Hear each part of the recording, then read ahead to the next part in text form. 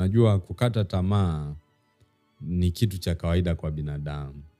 Kwa hiyo yawezekana hata mtu shujaa kiasi gani amewahi kukata tamaa mara moja, mara mbili, mara tatu, mpaka leo hii unakuta shujaa wa namna yoyote ile kuna point anakata tamaa. Kinachomtofautisha mtu aliyefahamika na asiyefahamika ni hiyo kufungua kinywa chako, kusema nahisi nimeishiwa nguvu, nahisi kama sina nguvu tena ya kuendelea, kwamba umepata frustration ya kufika mwisho mpaka umeielezea.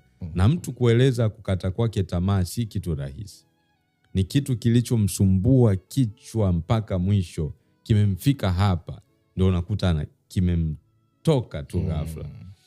Kwa hiyo unakutana na wazazi, hususan wazazi wa watoto wanaojifunza taratibu, nakutana na wazazi wa watoto wenye changamoto mbalimbali za akili, nakutana nao kwa kweli. Kitu cha kwanza ambacho mimi huwa nawahimiza ni kwamba kukata tamaa hakumuondoshi yeye kuwa mzazi wa huyo mtoto. Akikata tamaa leo, maumivu atayokuwa nayo yatakuwa ni ya maisha.